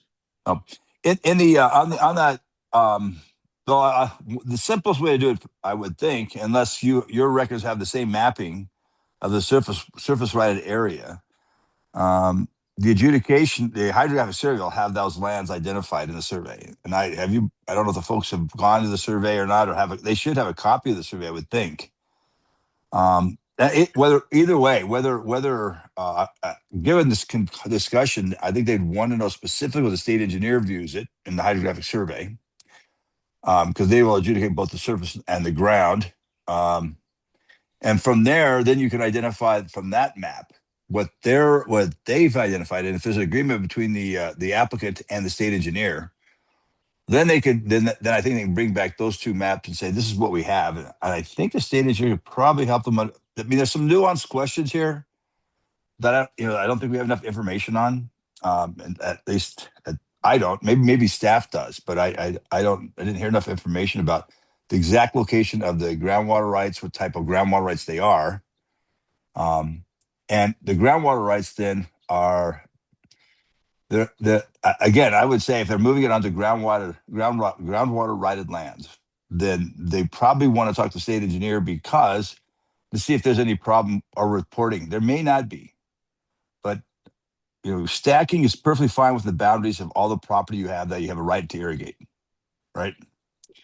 So let me back up and start over. Irrigation rights can be stacked all on the property that's allowed to be permitted. Allowed to be irrigated. So if the permit says you have 120 acres, but you're only irrigating 100 of them, then you can irrigate that 100. If you have 120 acres, but you're only irrigating 100, but the permit allows you for the full 120, you can move the water around at will within that 120 acre parcel. You cannot spread the water out, but you can consolidate that 100 acres of water right. You can stack it like on 75 acres to make sure you get the full amount. That's something I think you guys are very familiar with and do. It's a practice, very common practice down there. If there's groundwater rights though, and the rights are limited in some way by the adjudication because there's groundwater rights, I don't know what the impact of that is. I'm moving on the groundwater rights. It may be none, but it may be that because the groundwater rights are going to be specific to a certain location, not to if it's not for the intent. Mr. Sanders, if I may interrupt you. Yes, please. I'm not looking at groundwater rights in this hearing at all. My role is to move the surface water rights, and I'd like to stay very focused on that and ensure that I don't create a problem for either this district or the applicant in what I'm doing. I need to understand what it is that we currently have.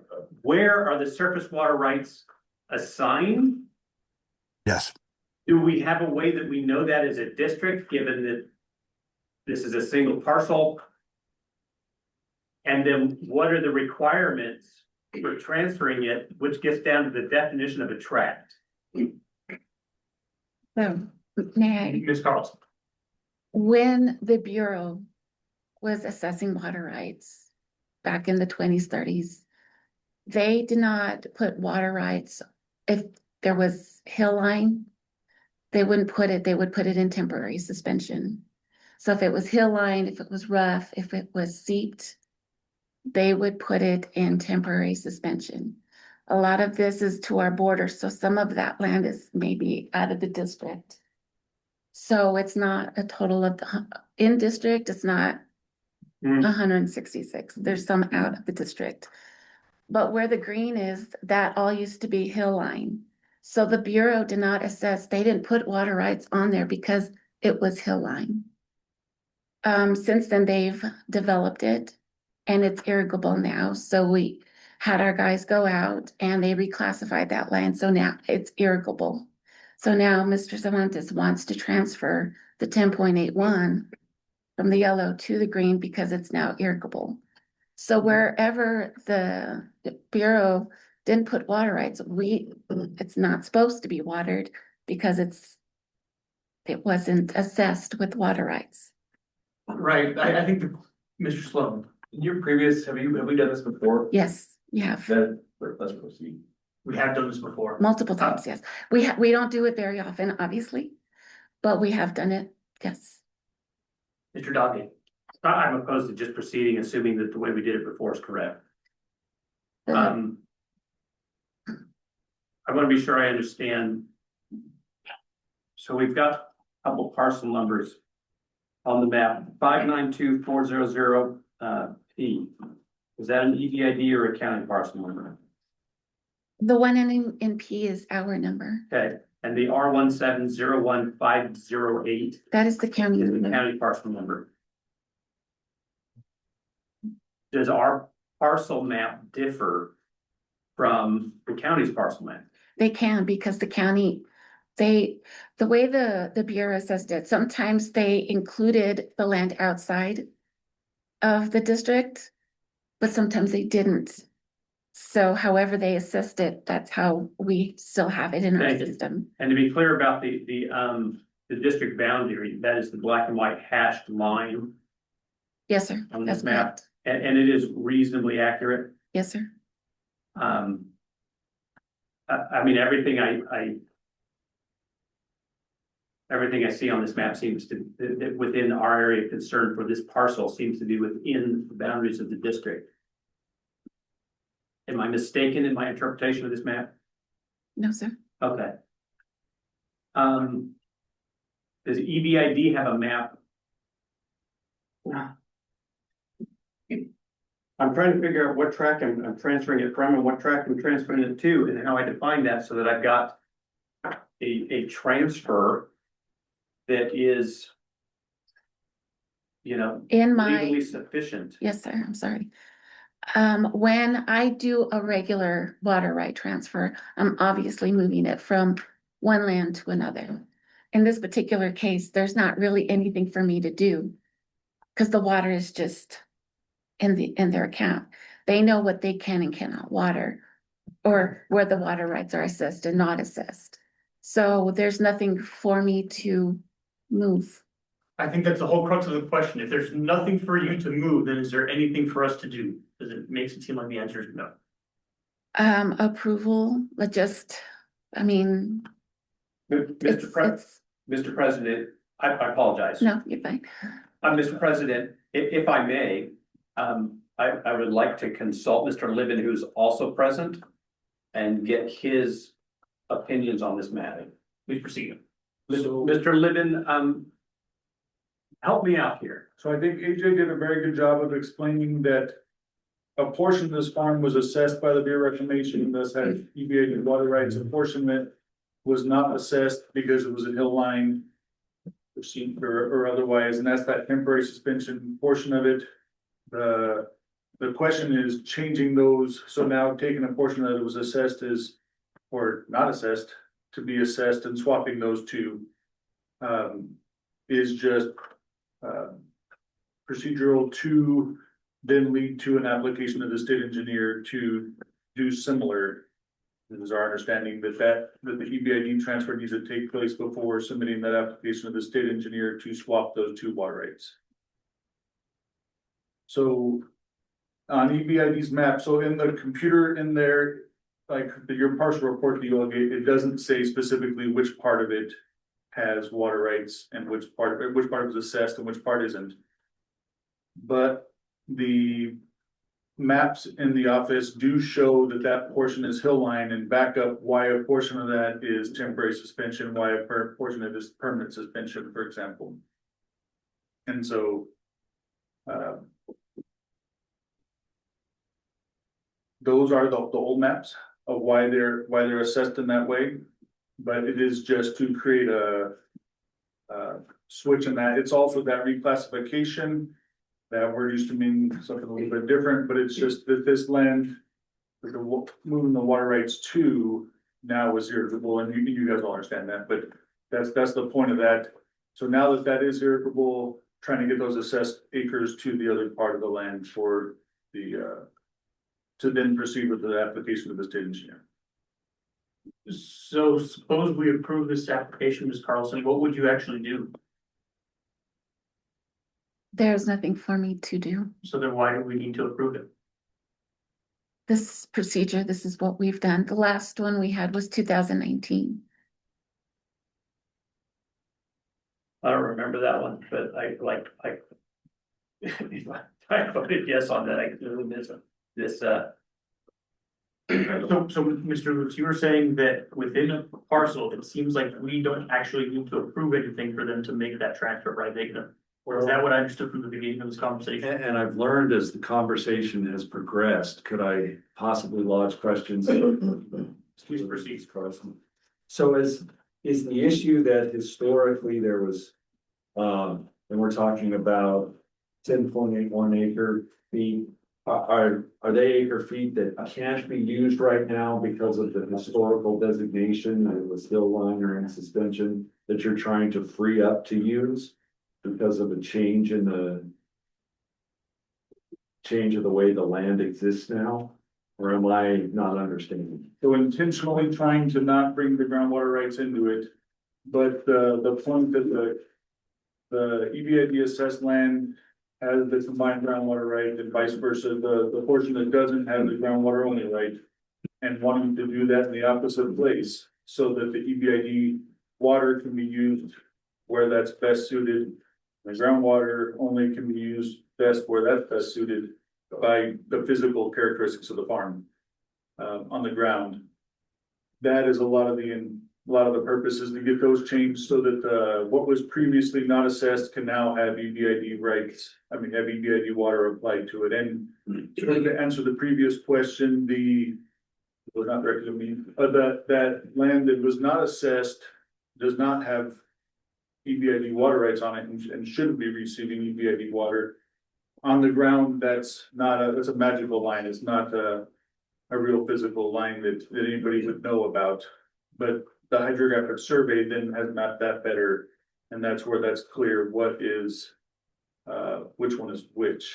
Did that answer the question? It did in part, because here's my point in looking at the statute, and I'll just work with Ms. Carlson and the board here, is the transfer statute is when we have, and the term that's used specifically is any water rights appertinent to lands held by or within such district, which for any cause are not suitable for irrigation. In other words, we have water rights basically assigned to a piece of land that isn't being irrigated because maybe it's in a subdivision or something. And someone basically comes and wants to transfer those to an area where they will be irrigated. And the point I'd ask perhaps Ms. Carlson or the applicant is that the situation we have here? It kind of sounds like we have water rights that are appertinent to the lands that can be used for irrigation now and will be if we're done. So I'm just wondering if this is the right statutory procedure. And I think I echo Mr. Sanders' comments. I think you've heard that there's not any stated opposition from Elephant Butte as to what you're trying to accomplish, but I think it's whether the state engineer needs that kind of formal certification for us, because I'm not sure it's required under this particular statute factually. And Mr. President, if I can have a follow-up question, if it is required, I would suggest it requires public notice. That is the second point is the statute seems clear that for anything that we're doing that we're going to certify, it would require the publication, because otherwise you have, if someone did want to protest it for any reason, and there wasn't public notification in the newspaper, they could make a procedural due process claim, go to district court and overturn it, and just kind of wasted your time. But just to answer your question, not to interrupt, but No. to answer your question, all 135 acres are being farmed. Yeah. And so, if that makes it simpler for you. The yellow portion is being farmed only with the water that Greg does not want to talk about.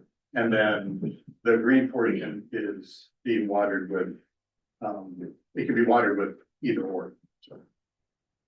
I would say, and I understand I'm not water council, that's Mr. Sanders' purview, but I think these are water rights that are appertaining to land that is being irrigated this time. And we're not transferring it from an area where you can't use it for farming at all to an area that can. So I'm just not sure if this is the proper statutory procedure we need to follow. I think we've given direction to the applicant, Mr. Lippin, and if the state engineer says, no, we need this from EBID, then I would recommend we publish it and come back at a later time. And the one question I would have is it was adjudicated in 2006, we agreed upon the amounts and the acreage, and it's identified. I have a map, if you want to see the actual parcels, I'd be happy to share with you. So the adjudication does identify the parcels. And the agreed upon, not part, I can't even part of it. Agreed upon fields and what location has which right. So that is in the adjudication that we agreed to in 2006. So again, it might be the state engineer, if we have to publish it, whatever it is. I think I hear somewhat favorable approval, so I don't know if it's appropriate to, I don't know, propose a memorial. It'll go forward if the state engineer agrees, but that's up to you. I'm okay. Mr. President, Mr. Dudley, I do want to state clearly for the record, I support what's trying to be done here. I need to understand how to identify the tracks, because if I'm being asked to do that, how are the tracks identified? Currently, they've been, excuse me.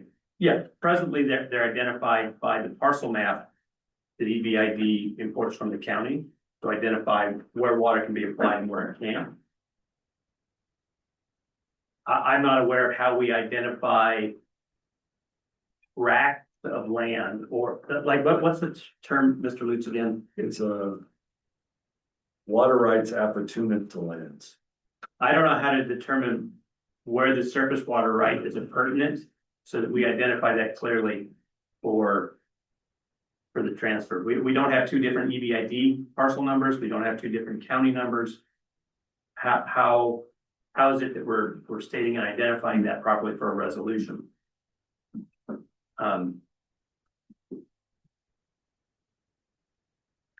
It's probably not the last time we're going to be asked this. And I would like to have something that is watertight in how we consider it. I would be interested to know if the state engineer has any comments, Mr. President. Would either of the state engineer like to speak up? Proceed.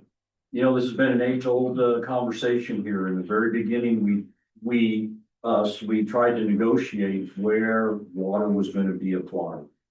EBID never would follow through or agree that that was a task for them to do. We punted to your large maps. On those large maps is all kinds of designations of irrigated, non-surface water irrigated properties. We then took those as being, that's what we're gonna turn into the groundwater only. And so, you know, that's how that topic went. Because it's adjudicated doesn't mean that it's written in stone. We adjudicate one point in time, and after that, it's all an administration issue. And I mean, what I see here is not a problem on you guys' part and not a problem of ours, you know. Dino would come and see the administration side, they look at the permit and see how it's worded and stated, and there, at least there might be an application to change place of use. And other than that, I don't see it being overly complicated.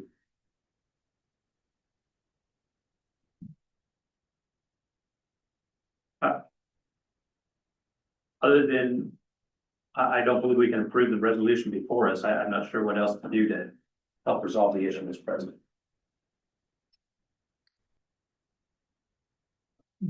Mr. Lutz, do we need to just seek publication first? Is that sufficient, or do we actually need to resolve the issue of where the water is applied on piece of land? What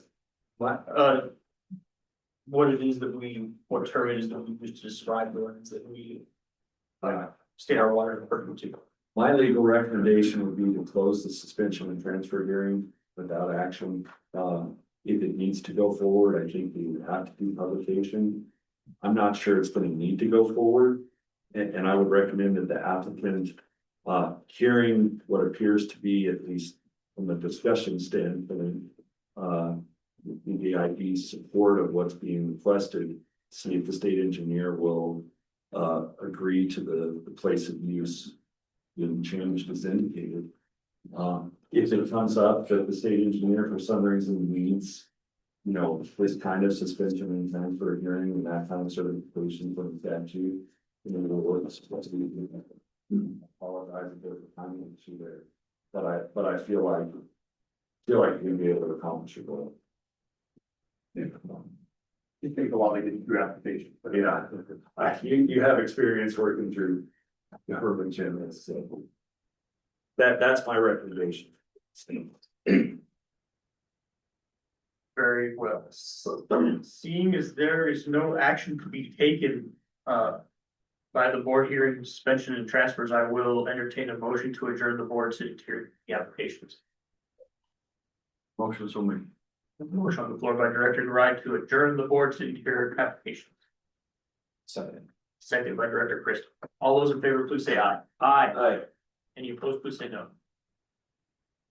And if the president of the ayes have it and the motion carries, the board is adjourned. Thank you. Board need to hear suspension and transfer is adjourned. Robert, can I just say thank you guys for your time? Appreciate it. Enjoyed the discussion. And AJ's been terrific, or whatever it's worth. Okay, good. Thank you, Mr. Bacchus, and I really appreciate that, you came to the meeting, and I think I'm gonna keep postponing this, you come to all of our meetings. Yeah, more challenges. Then, as we said previously, I didn't see any opposition to, the action being taken. I think it is a procedural issue that we, do not quite understand how to carry out. So if the state engineer needs our approval to make that transfer, I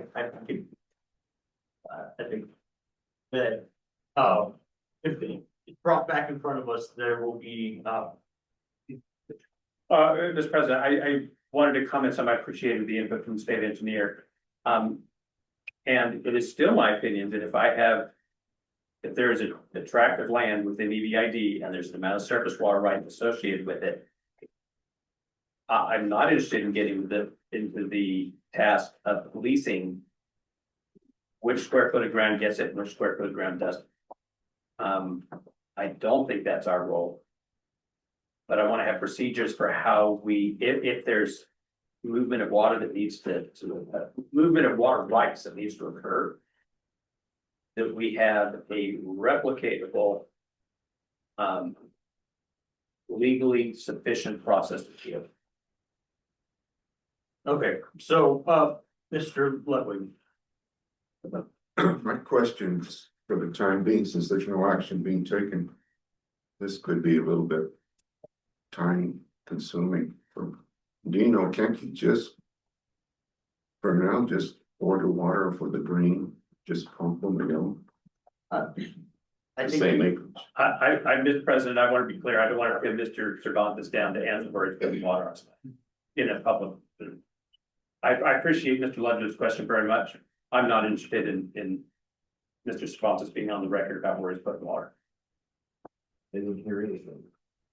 so. I think that the legal review committee needs to do some research here and needs to come up with a method to deal with these sorts of transfers and parcel transfers. Do we make a motion? No, I'm just posing the question. That's a referral to legal. That's a referral to the legal review committee. And if I think it's helpful if Mr. Cervantes would get back to us and tell us what state engineer says. We know if we need to do anything. yeah, I hope to have an answer from the legal review committee at the next meeting. And if Mr. Cervantes has the necessary information from the state engineer and has issued a publication that can list through it. Mr. President, if appropriate and approved by the manager, I would like to include Mr. Lutz in that discussion, although he's not generally involved in legal review committee. Yeah, the manager approves it, I think it's fine. Thank you.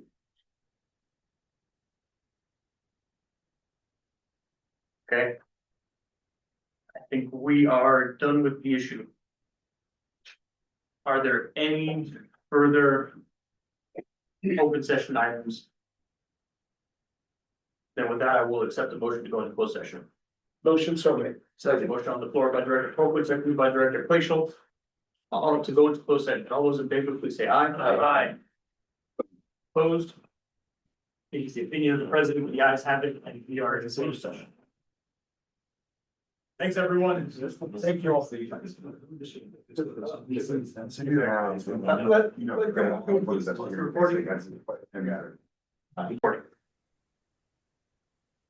Mr. President, I move that we come out of closed session. I have a motion on the floor to come out of closed sessions by Director Davier, seconded by Director Glacial. All those in favor, please say aye. Aye.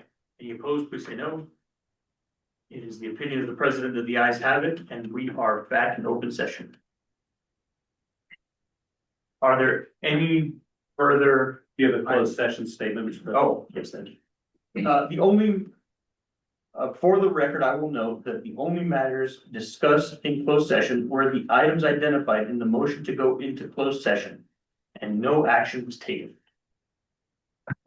Are there any further open session items to discuss? Then with that, I will accept a motion to adjourn. So maybe. I have a motion on the floor by Director Garai to adjourn the meeting. Second. Seconded by Casey Christ. All those in favor, please say aye. Aye. Opposed, please say no. It is the opinion of the president that the ayes have it and the meeting is adjourned. The time is 12:42.